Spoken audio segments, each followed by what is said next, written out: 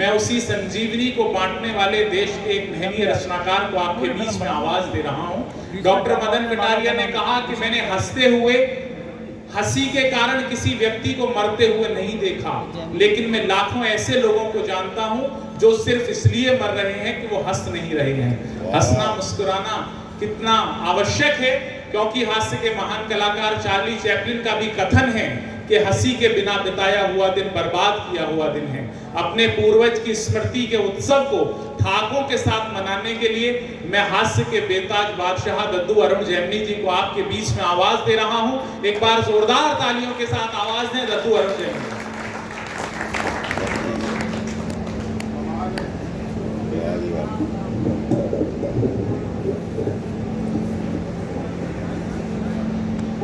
मंच को और आप सबकी उपस्थिति को प्रणाम करता हूं।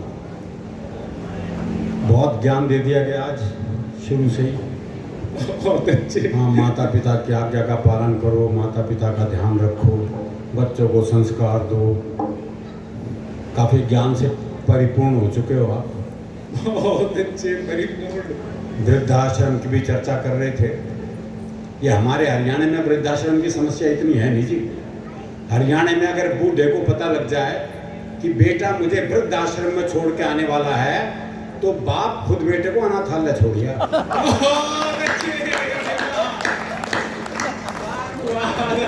बोले जमा कर लो, इसने मेरा ना आयो। तो भाई संस्कार ऐसे ही दो, ऐसे नहीं हम खागा ज्ञान दो। वैसे भी मैं भी थोड़ा सा ज्ञान दे दूं। ज्ञान क्या देना है, वैसे तो बड़ा शौक का मामला है। 2000 का नोट हमारे बीच नहीं रहा। नहीं, 30 सितंबर को उठावनी है उसकी। दरअसल ये नोट जो है ना, अपने रंग के कारण मारा गया। पिंक रंग। ये पिंक रंग लड़कियों का माना जाता है, और दकियानूसी माँ बाप ने इसे लड़की ही समझा। इसलिए घर से बाहर निकलने ही नहीं दिया। तो धूप और रोशनी के अभाव में वो बेचारा असमय मृत्यु को प्राप्त हो गया। उम्रे दराज मांग के लाए थे 4 दिन, 2 कमाने में चले गए, 2 बदलवाने में। तो अपनी स्थिति तो वही चल रही है जी। वैसे भी 2-2.5 साल कोरोना ने हंसने नहीं दिया। मैं भी कई साल बाद मेरठ आया हूँ। बहुत बुरी स्थिति थी जी हम कवियों की। तो उन दिनों सबसे पहले कहा गया वर्क फ्रॉम होम। बताओ हम कैसे करा। तो मैंने वर्क फ्रॉम होम के तहत घर पर ही कविता सुनाई। ना कोई हंसा, ना किसी ने ताली बजाई, और ना ही कोई पेमेंट जेब में आई। बहुत अच्छे। कई कष्ट एक साथ थे जी। फिर मैंने अपनी दूसरी जेब से पैसे निकाल के खुद को पेमेंट दी। इस तरह वर्क फ्रॉम होम की औपचारिकता पूरी की। बहुत अच्छे। अच्छा, मेरी इस कविता का असर पूरे विश्व पे पड़ा। आप देख लो, रूस और यूक्रेन के युद्ध में अमेरिका और यूरोप वर्क फ्रॉम होम ही कर रहे हैं। अच्छा, एक समस्या वो लॉकडाउन की थी। वो 3 महीने पहले लॉकडाउन, 3 महीने बाद में, वो सबसे बुरा समय था साहब। बाहर सब कुछ बंद, आप बाहर कहीं जा नहीं सकते। पत्नी मेरा चेहरा देखे, मैं पत्नी का। इससे बुरा समय हो नहीं सकता। हमारा काम हर दूसरे तीसरे दिन सूटकेस लेके निकलने का। वो 3 महीने हो गए घर में पड़े हुए। मैं अखबार पढ़ रहा, पत्नी इधर से उधर घूम रही और बड़बड़ा रही। बोले पता नहीं ये बीमारी कब जाएगी। नहीं पता ही नहीं रहता, मुझे कह रही है, कोरोना को कह रही है। तो मैंने सोचा कुछ पल अलग ढंग से जिया जाए और किसी महिला मित्र को वीडियो कॉल किया जाए। महिला मित्र, कुछ तो परिवर्तन हो जीवन में। ये सोचकर मैंने अपनी सबसे सुंदर महिला मित्र को वीडियो कॉल मिलाया, लेकिन उसने फोन ही नहीं उठाया। थोड़ी देर बाद लैंडलाइन पर उसका फोन आया। मैंने फोन ना उठाने की शिकायत की तो उसने समझाया, देखो सारे ब्यूटी पार्लर बंद हैं, अपना चेहरा नहीं दिखाऊंगी। मैं भी भाभी जी की तरह चुड़ैली लग रही हूँ, इसलिए वीडियो कॉल नहीं उठाऊंगा। तो ये कष्ट भी सहा जी। अच्छा, एक कविता और इसी संदर्भ में सुनाना चाहता हूँ। कोरोना काल के बाद जब पहला कवि सम्मेलन मिला, 2.5-3 साल बाद जब पहला आमंत्रण मिला, आप सोच सकते हो क्या स्थिति होती होगी।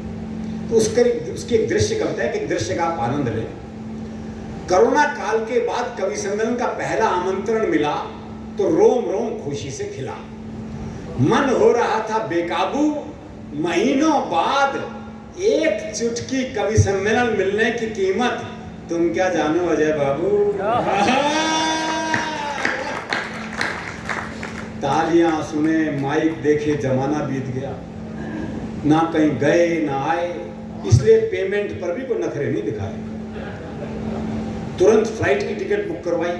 स्थिति ये थी जी, मैंने टिकट का प्रिंट निकलवाया, 3 दिन तक तो मैं उसी पे लेटा रहा। तुरंत फ्लाइट की टिकट बुक करवाई, कई दिन तक तो नींद नहीं आई। फिर वो दिन भी आ गया जब यात्रा पर निकलना था, कवि मित्रों से मिलना था। महीनों से कमरे के कोने में उपेक्षित पड़े सूटकेस को जैसे ही उठाया तो वो तो मुझसे भी ज्यादा पसंद नजर आया।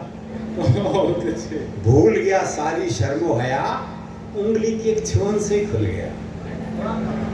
अब कपड़े रखने की थी बारी। कपड़ों की स्थिति आप उस वक्त जानते हैं क्या थी। निक्कर और बनियान में टाइम कट रहा था।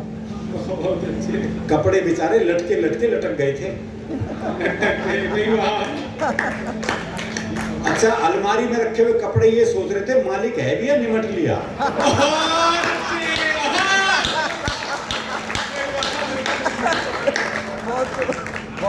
अब कपड़े रखने की बारी तो खोल ली अलमारी। शर्ट और पैंट दोनों अकड़ी अकड़ी थी। माथे की छोड़ो, पूरे बदन पर त्योरियां पड़ी थी।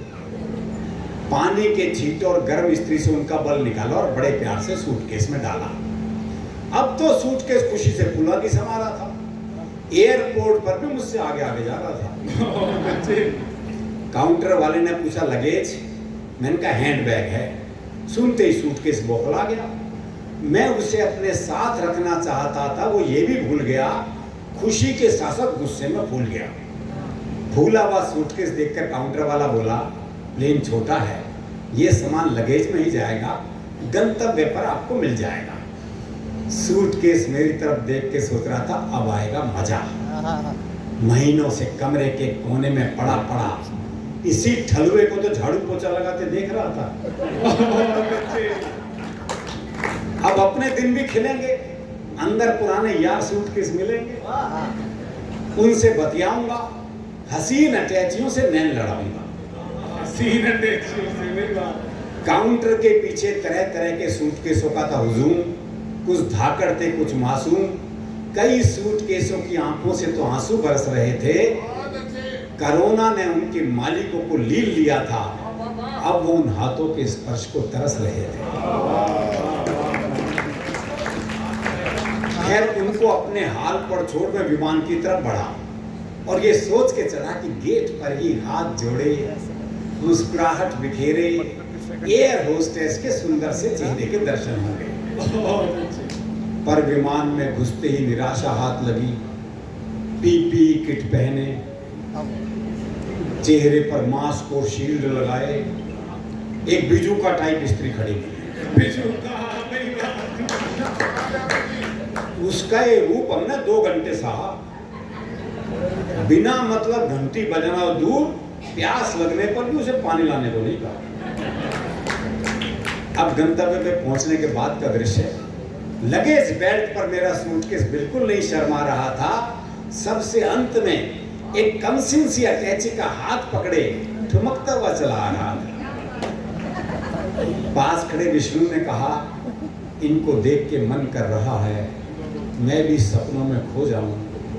ऐसी अटैची का साथ मिले तो मैं भी सूटकेस हो जाऊं।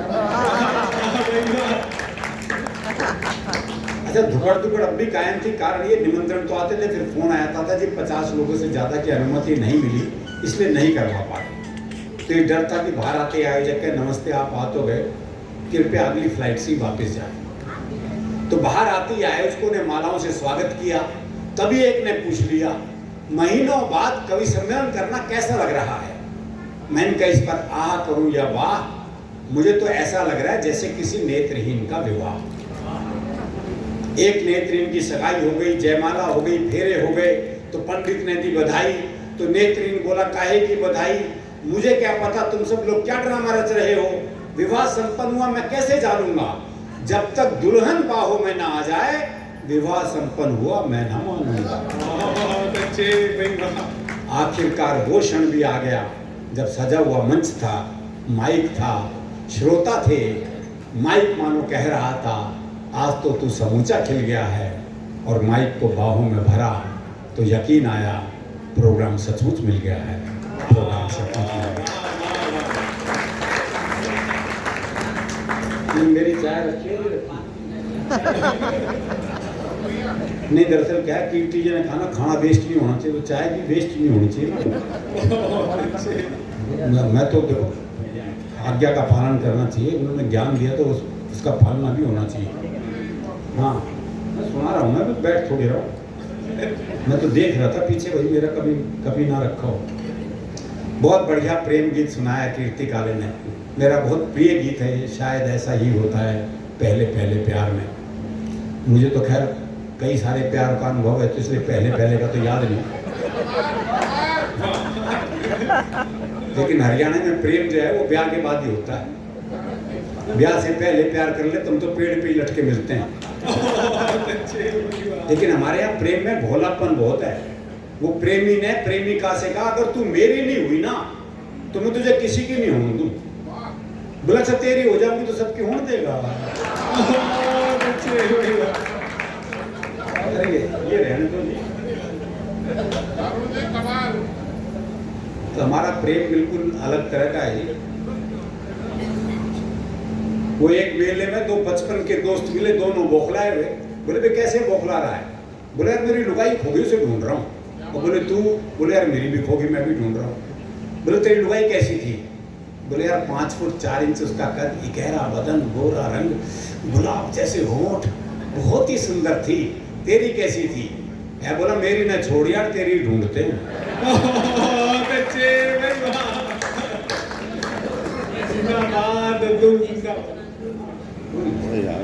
यही आनंद है साहब, जीवन का यही आनंद है। और वो आनंद हम दरअसल हरियाणा के लोग आनंद में रहते हैं। वो एक पुलिस के सिपाही को छुट्टी चाहिए थी, पहुंच गया एसएचओ के पास, बोले छुट्टी चाहिए। बोले बहुत काम है, छुट्टी नहीं मिल सकती। बोले जी छुट्टी तो मैं लेके रहूंगा। बोला अच्छा एक सवाल का जवाब दे दे छुट्टी दे दूंगा। बोले सवाल कुछ भी पूछ लो। बोला अच्छा ये बता कटप्पा ने बाहुबली को क्यों मारा? ये अंतरराष्ट्रीय सवाल पूछ लिया जी उससे। बोले ये बता कटप्पा ने बाहुबली को क्यों मारा? बोले हो सकता है बाहुबली ने कटप्पा को छुट्टी देने से मना कर दिया।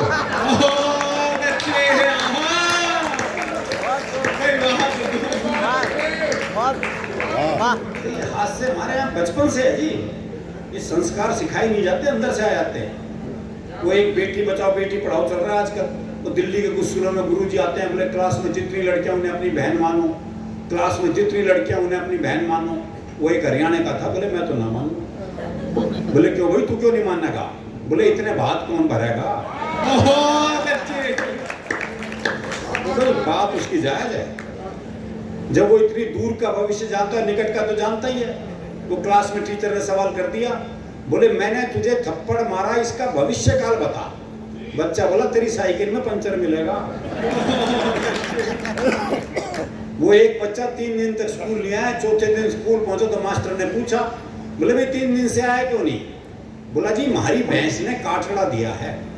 काटड़ा आप तो समझते ही हैं। तो मास्टर बोला भाई इसमें क्या खास बात हो गई? बोले खास नहीं तो तू दे के दिखा।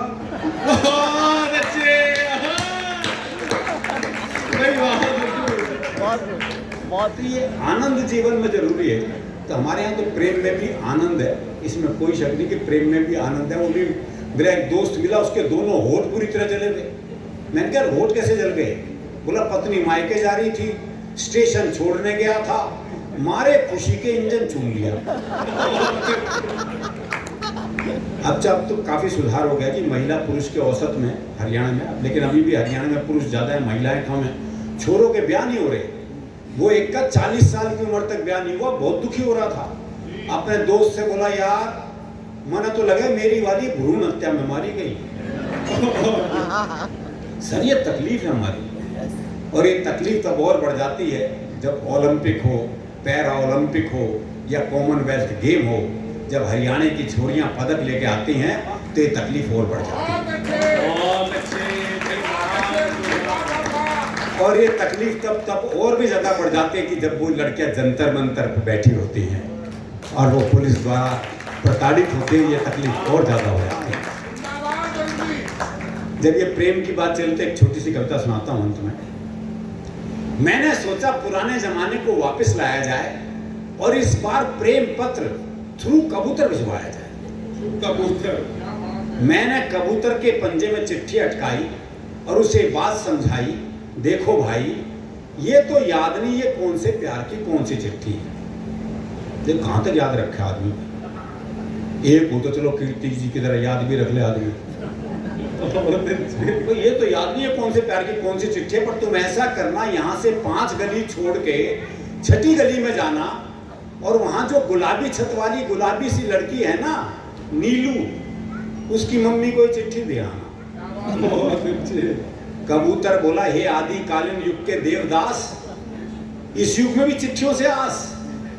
अब मैं ऐसी फालतू उड़ान नहीं भरता हूं, मैं खुद अपनी कबूतरी को व्हाट्सएप करता हूं। तो वो जमाने चले गए, पहले आदमी 5-5 पेज का प्रेम पत्र लिखता था, कितनी मेहनत होती थी, बाद में सिर्फ नाम ही बदलना होता था। फिर वो टेलीफोन का जमाना आया, वो मुझे एक शेर याद आ गया कि कर दिया इजहारे मोहब्बत हमने भी टेलीफोन पर, बात तो लाखों की थी 1 रुपए में हो गई। और अब तो आदमी मोबाइल पे आई लव यू टाइप करता है, वो भी पुरानी ILV और Y, और एक साथ 25-30 को सेंड। हाँ, कहीं से जवाब आएगा। उदय प्रताप सिंह जी की 4 पंक्तियां हैं कि हर फैसला होता नहीं सिक्का उछाल के, ये दिल का मामला है जरा देखभाल के। हर फैसला होता नहीं सिक्का उछाल के, ये दिल का मामला है जरा देखभाल के। मोबाइलों के दौर के आशिक को क्या पता, रखते थे कैसे खत में कलेजा निकाला। बहुत बहुत आभार, बहुत बहुत शुक्रिया।